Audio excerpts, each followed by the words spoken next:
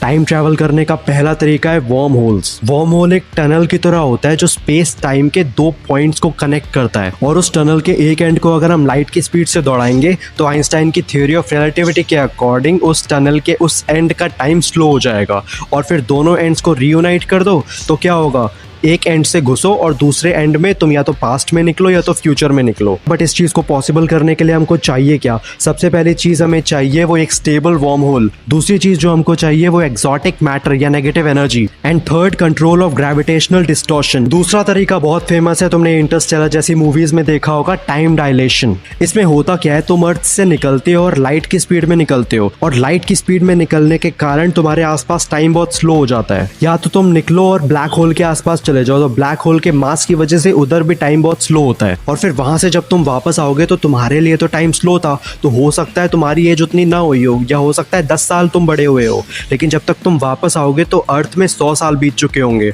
तो टेक्निकली तुम फ्यूचर में चले गए। ये सबसे प्रैक्टिकल मेथड है, बट इसके लिए भी 4 चीजें चाहिए। सबसे पहला तो लाइट की स्पीड में चलने वाली स्पेसशिप, दूसरा तुम्हें फ्यूजन या एंटी मैटर इंजन, तीसरा रेडिएशन को शील्ड करने की टेक्नोलॉजी चाहिए, और चौथा AI control. Basically maths time travel को अलाउ करती है, ऑब्स्टेकल्स हैं हमारी इंजीनियरिंग और एनर्जी में।